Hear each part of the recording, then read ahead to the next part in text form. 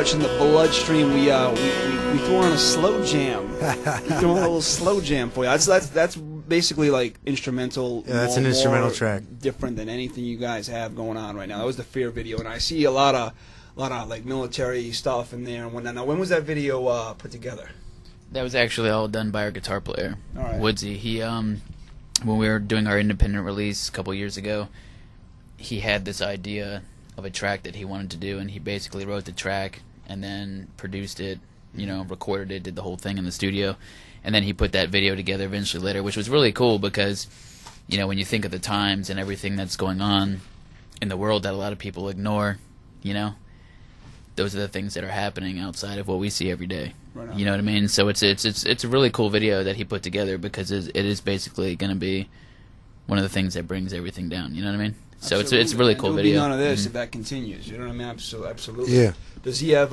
Is he a military guy? Was he a military based person? Or? He's not a military guy. You know, he's just an artist. All right. You know, and that's something he saw, and that was really cool. All right, yeah. Very cool, man. Very cool. Now, up on myspace.com/oldfashionedbeatdown, you guys I seen have like 5 or 6 videos up there. Yeah, we have a few, like some There's live a few performances. different. It's more brutal, the more if you say old fashioned beatdown, the stuff that comes to mind. The yeah, real, some of it's heavy live, stuff. Very cool. Very cool. More of the real music. And again, if you want to instant message in, thestream.tv, we got it going on AIM, Yahoo, we got MSN, all that stuff. Kim is here waiting for you. That came out retarded. What happened? I don't know. I was going to say instant message into me and I'll filter it, but it came out like a bunch of shit. Kim, it's good. It's good. You're doing all right. You're doing great. You're doing great back there. You can just keep sending us messages. Just keep messages. Yeah, I know you guys like What do you want to know about us, Kim? Go right ahead. Go ahead, Phil. Go ahead, shoot. Go ahead. Frank Rizzo. Let's watch the other video.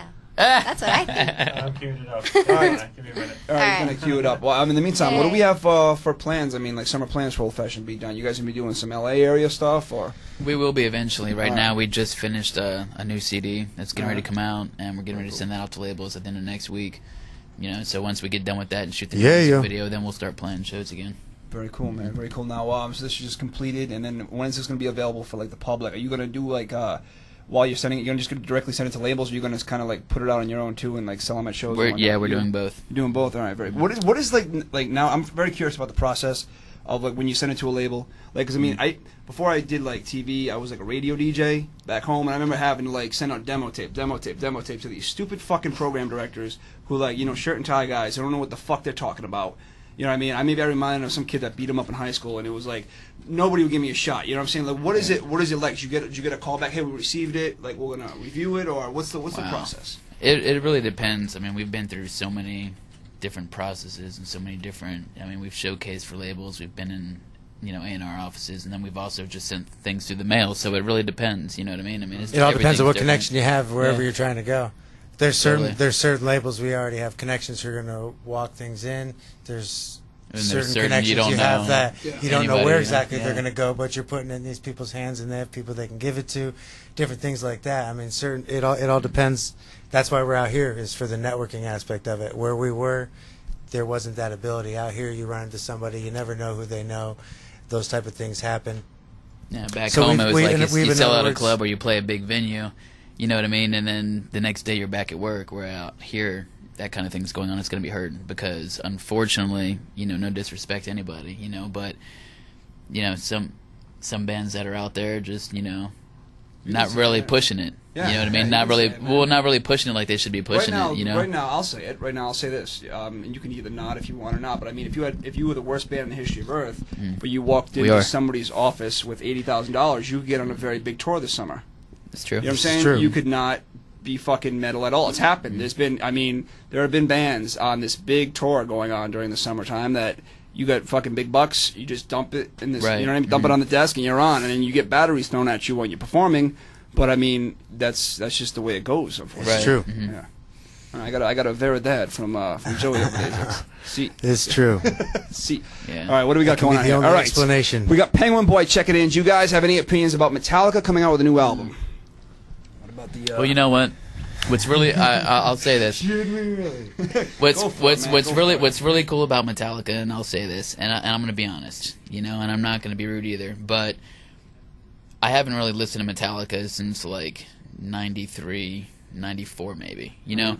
But what I really like about Metallica is that they really created something special. And to still be doing it really says something to whether all, you know, if there's so many people out there that don't like Metallica, but the fact of the matter is they're still doing it. You know what I mean? I mean, how many people you can say started in their early 20s playing metal music, you know, and to be where they're at now and still dominating the world. So, you know, I'm glad they're still doing it.